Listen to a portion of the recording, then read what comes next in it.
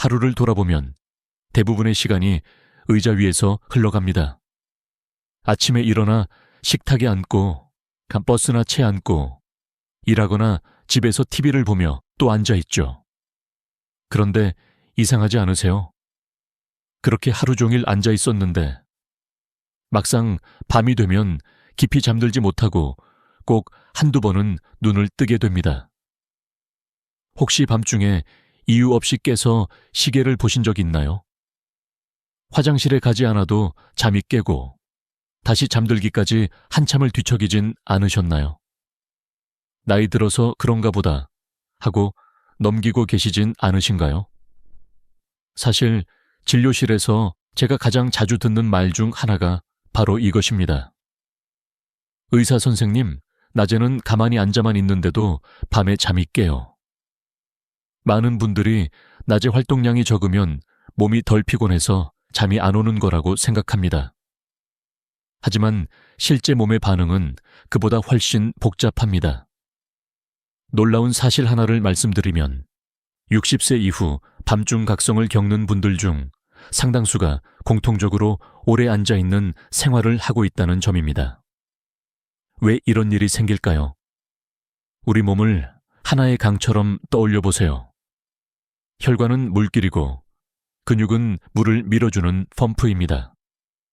그런데 하루 종일 앉아 있으면 이 펌프가 거의 작동하지 않습니다. 다리와 골반 근육이 움직이지 않으니 혈액과 체액이 아래쪽에 정체되고 저녁이 되면 몸은 균형을 맞추기 위해 계속 신호를 보냅니다. 그 신호가 바로 각성입니다. 깊은 잠으로 들어가야 할 시간에 몸은 아직도 정리를 못 끝낸 상태인 셈이죠. 저도 비슷한 경험을 한 환자분이 떠오릅니다. 특별한 병은 없었지만 하루 대부분을 의자에서 보내셨던 분이었어요. 밤마다 꼭 새벽 2, 3시에 눈이 떠진다고 하셨죠. 약보다 먼저 생활을 들여다봤고 그중 가장 먼저 바꾼 것이 앉아있는 시간이었습니다. 그 변화가 어떤 결과로 이어졌는지는 조금 뒤에 자세히 말씀드릴게요.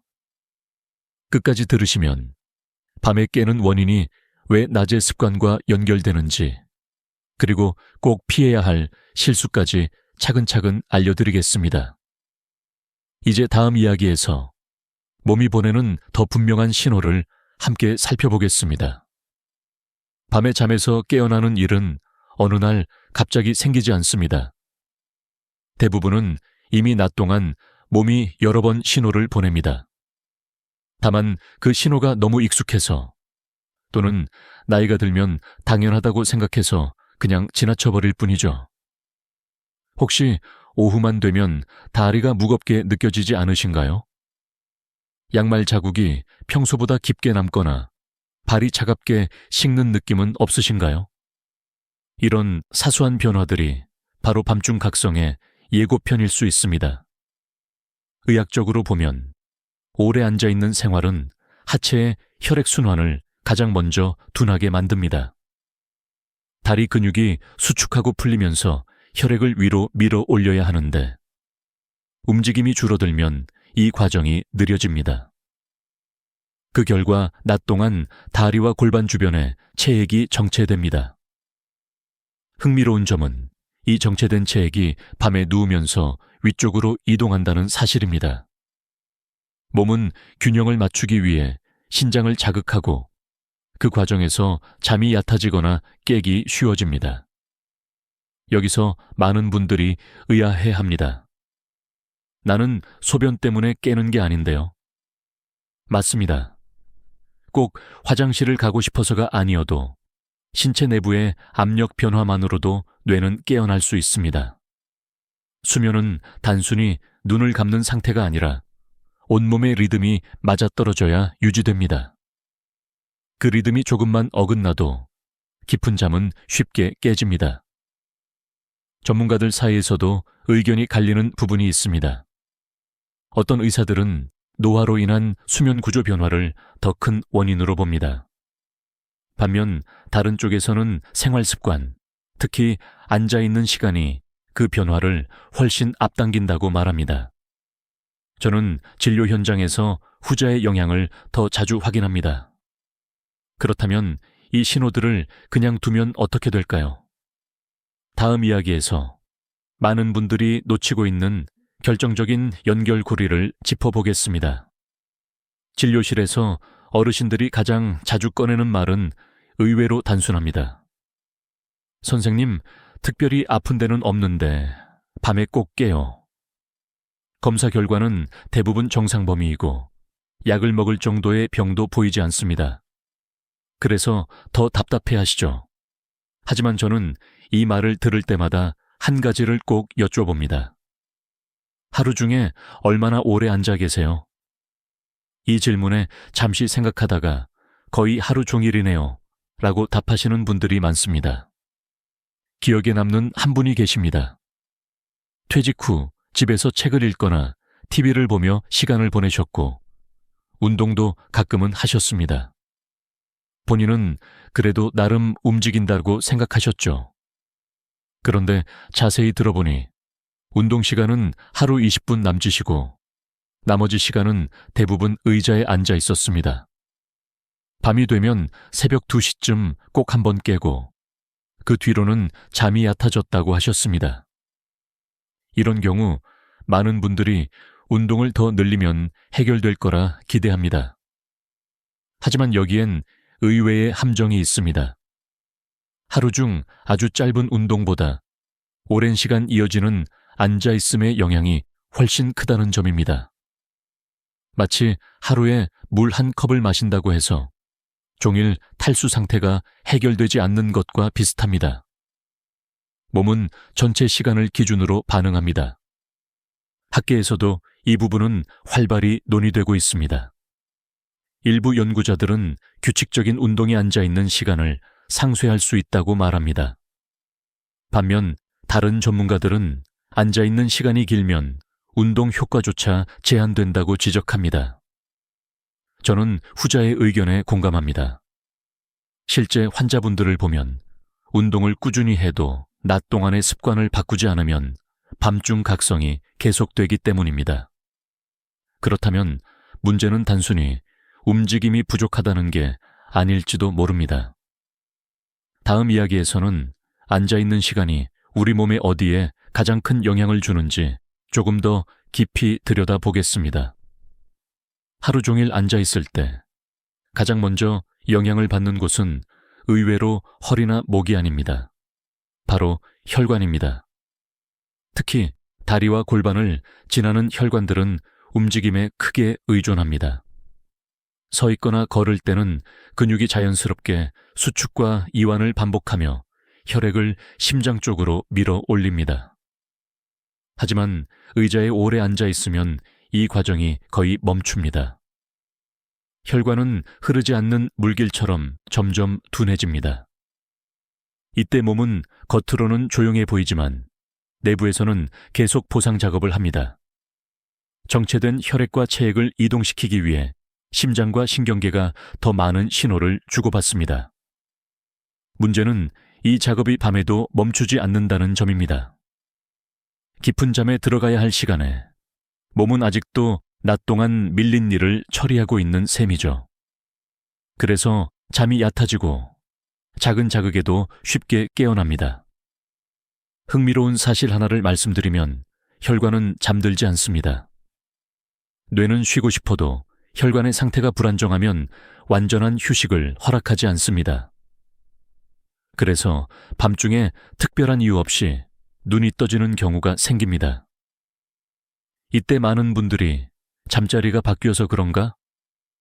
스트레스 때문인가? 하고 생각하지만 실제 원인은 낮의 자세와 시간이 누적된 결과일 수 있습니다. 전문가들 사이에서도 혈관과 수면의 관계를 두고 다양한 시각이 있습니다. 어떤 이는 수면 호르몬의 변화를 강조하고 또 다른 이는 자율신경의 균형을 중요하게 봅니다.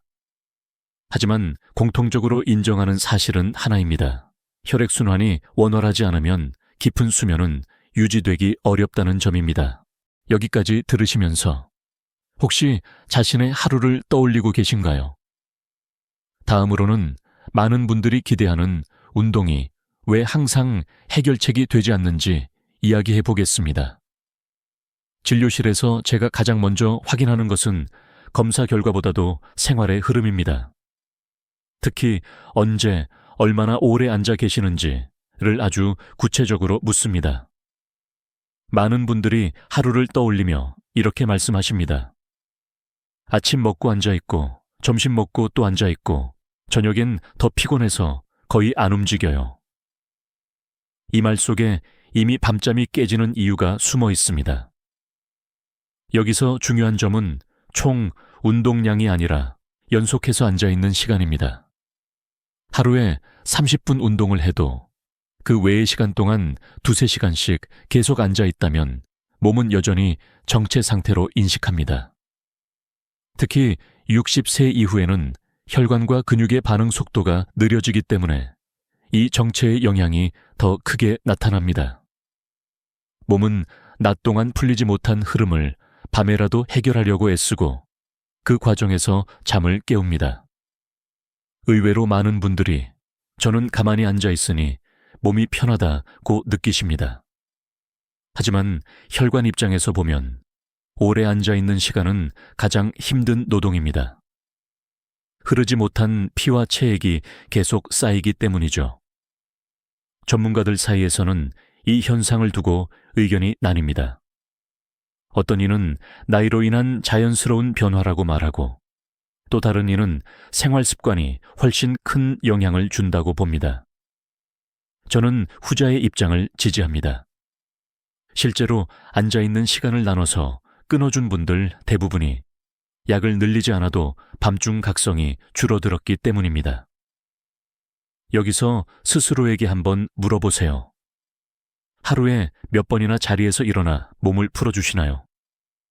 이 질문의 답이 앞으로의 밤을 바꿀 열쇠가 될 수 있습니다. 다음 이야기에서는 특히 많은 분들을 괴롭히는 야간뇨와 이 습관이 어떻게 연결되는지 차근차근 짚어보겠습니다. 밤에 잠에서 깨는 이유를 이야기하다 보면 많은 분들이 결국 야간뇨를 떠올립니다. 나이가 들면 화장실 때문에 깨는 거죠. 라고 쉽게 말하지만 실제로는 그보다 훨씬 복잡한 과정이 숨어 있습니다. 특히 낮 동안 오래 앉아 있는 습관은 야간뇨와 깊게 연결되어 있습니다. 이 연결고리를 이해하면 밤중 각성의 원인이 조금 더 선명해집니다. 낮에 오래 앉아 있으면 다리와 골반 쪽에 체액이 고이기 쉽습니다. 이때는 크게 불편하지 않아서 대부분 그냥 지나칩니다. 그런데 밤에 누우면 상황이 달라집니다. 중력의 방향이 바뀌면서 낮 동안 아래쪽에 머물던 체액이 위쪽으로 이동합니다.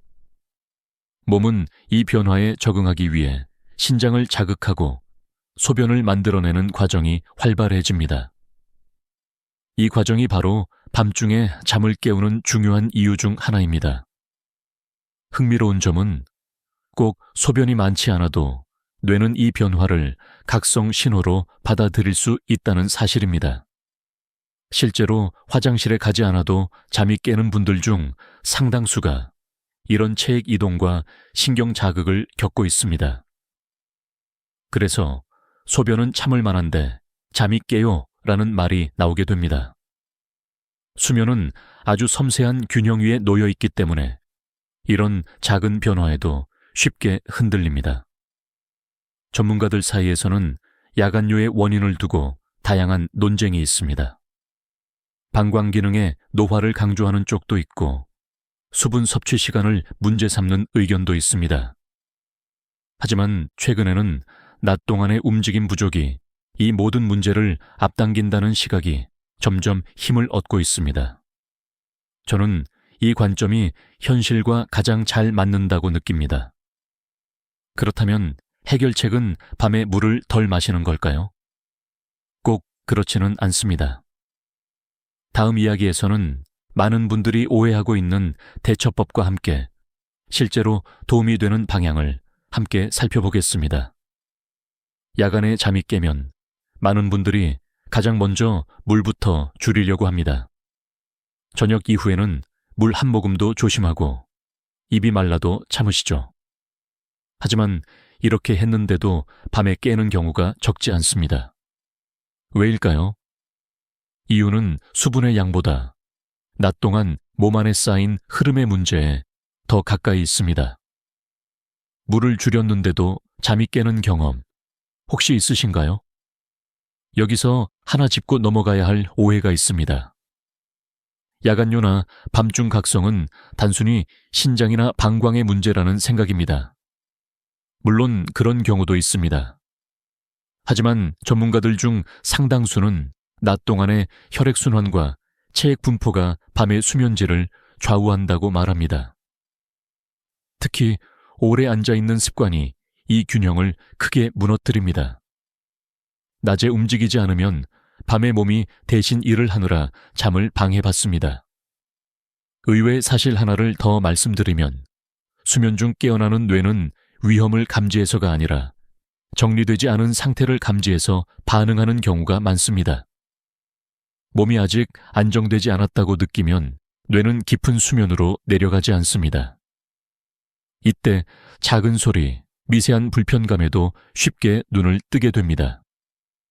그래서 특별히 불편한 건 없는데 그냥 깼다는 말이 나오게 됩니다.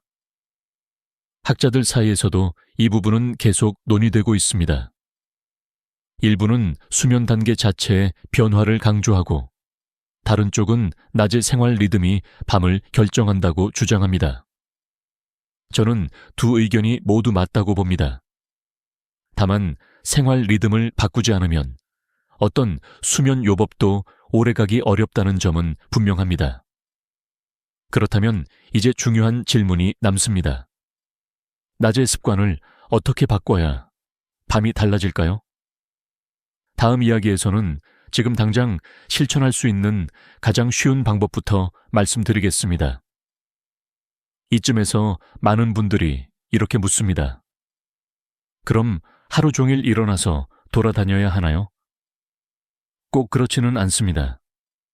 중요한 것은 많이 움직이는 것이 아니라 흐름을 자주 깨워주는 것입니다.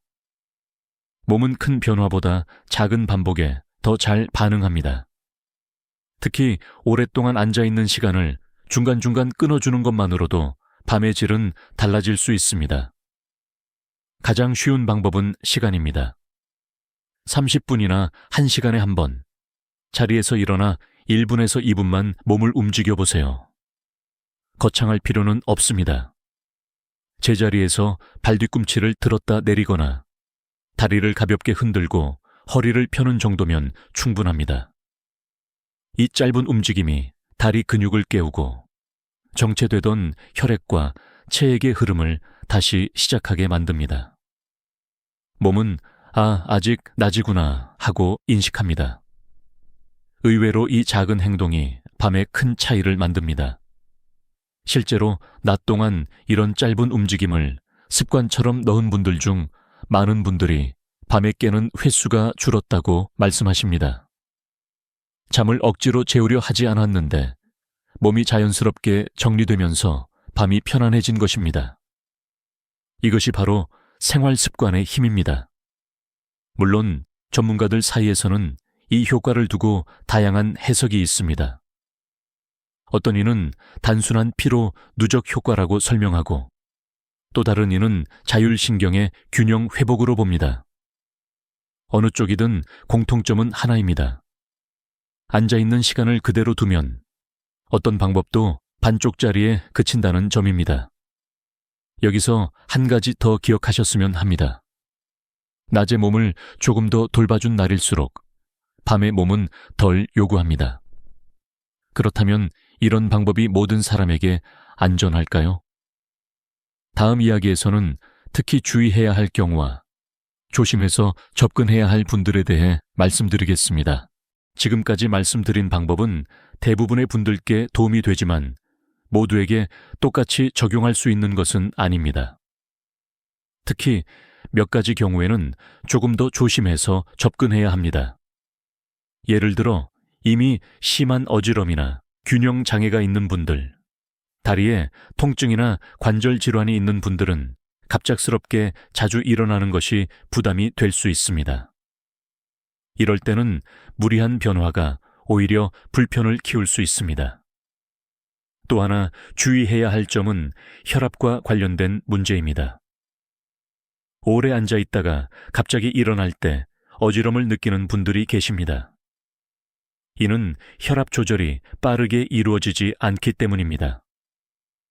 이런 경우에는 일어날 때 잠시 의자에 앉은 채로 발을 움직이거나 천천히 몸을 세운 뒤 몇 초간 서 있는 연습이 필요합니다. 작은 배려가 큰 불안을 막아줍니다. 전문가들 사이에서도 얼마나 자주, 얼마나 움직여야 하는가에 대한 의견은 다양합니다. 어떤 이는 30분을 기준으로 말하고 또 다른 이는 개인의 상태에 따라 다르다고 주장합니다. 저는 후자의 입장에 가깝습니다. 몸의 반응을 살피며 불편함이 없는 선에서 서서히 늘리는 것이 가장 안전합니다. 변화는 항상 몸이 받아들일 수 있는 속도로 가야 오래 갑니다. 여기서 중요한 질문 하나를 던져봅니다. 지금의 생활이 내 몸에 어떤 부담을 주고 있는지 나는 알고 있을까? 이 질문에 솔직해질수록 해결책도 분명해집니다. 다음 이야기에서는 오늘부터 바로 시작할 수 있는 아주 현실적인 계획을 함께 세워보겠습니다. 이제부터는 복잡하게 생각하지 않아도 됩니다. 몸은 거창한 계획보다 예측 가능한 리듬을 더 좋아합니다. 그래서 저는 많은 분들께 7일만 해보세요 라고 말씀드립니다. 완벽하게 지키지 않아도 괜찮습니다. 중요한 것은 시작과 반복입니다. 오늘 하루를 기준으로 낮의 흐름을 조금만 정리해 주는 것입니다. 첫째 날에는 단 하나만 기억하세요. 오래 앉아 있었다면 반드시 한 번은 일어납니다. 시간은 중요하지 않습니다. TV를 한 편 보고 나서, 식사를 마치고 나서, 전화를 끊고 나서처럼 이미 있는 일상 사이에 움직임을 끼워 넣는 것이 좋습니다. 이렇게 하면 몸은 부담 없이 새로운 신호를 받아들입니다. 아직 낮이고 흐름은 계속된다는 신호입니다. 둘째 날과 셋째 날에는 이 움직임을 하루에 몇 번 했는지만 떠올려 보세요. 잘했는지 못했는지를 따질 필요는 없습니다. 횟수를 의식하는 것만으로도 행동은 달라집니다. 실제로 많은 분들이 이 시점에서 밤에 깨는 시간이 조금 늦어졌다거나 다시 잠들기가 쉬워졌다고 말합니다. 변화는 이미 시작된 것입니다. 전문가들 사이에서는 이런 작은 루틴의 효과를 두고 의견이 엇갈리기도 합니다. 어떤 이는 플라시보라고 말하고 또 다른 이는 신경계 재교육이라고 설명합니다. 저는 굳이 이름을 붙이지 않습니다. 중요한 건 몸이 실제로 반응하고 있다는 사실입니다. 7째 날이 되면 몸은 새로운 리듬을 기억하기 시작합니다. 낮에 정리된 흐름 덕분에 밤은 더 이상 급하게 일할 필요가 없어집니다. 잠은 노력해서 만드는 것이 아니라 준비된 몸에서 자연스럽게 오는 것임을 느끼게 됩니다. 이제 마지막 이야기에서 이 모든 변화를 어떻게 이어갈지 함께 정리해 보겠습니다. 이제 여기까지 함께 오셨습니다. 처음에는 단순히 밤에 왜 깨는 걸까라는 질문에서 시작했지만 이야기는 자연스럽게 하루의 모습으로 이어졌습니다. 낮에 얼마나 오래 앉아 있는지, 얼마나 자주 몸의 흐름을 끊어주었는지가 밤의 질을 만든다는 사실이 조금은 실감 나셨을 겁니다. 잠은 밤에만 관리하는 문제가 아니라 하루 전체의 결과라는 점도요. 많은 분들이 이렇게 말씀하십니다. 이제 와서 뭐가 달라지겠어요. 하지만 저는 진료실에서 정반대의 장면을 더 많이 봅니다. 작은 습관 하나가 바뀌자 약을 늘리지 않아도 밤이 조금씩 편안해지는 모습 말입니다. 깊은 잠은 젊음의 특권이 아니라 준비된 몸의 보상에 가깝습니다. 오늘의 선택이 내일 밤을 만들고 그 밤이 다시 내일의 컨디션을 만듭니다. 기억하셨으면 합니다. 완벽하게 하려고 애쓰지 않아도 됩니다. 하루 종일 앉아 있었더라도 한 번이라도 일어나 흐름을 만들어주면 그걸로 충분한 날도 있습니다. 몸은 생각보다 관대하고 작은 신호에도 성실하게 반응합니다. 그래서 늦은 시작이라는 것은 없습니다. 오늘이 가장 빠른 날일 뿐입니다. 이제 조용히 스스로에게 물어보세요. 오늘 나는 내 몸을 조금이라도 도와주었을까? 이 질문이 내일의 행동을 바꿀 수 있습니다. 댓글로 데이 1분의 7 챌린지 시작이라고 남겨주셔도 좋습니다. 서로의 변화를 나누는 것만으로도 꾸준함은 훨씬 쉬워집니다. 지금까지 당신의 밤을 걱정하는 의사로서 함께했습니다. 오늘 하루가 조금 더 가볍고 오늘 밤이 조금 더 깊어지길 바랍니다. 감사합니다.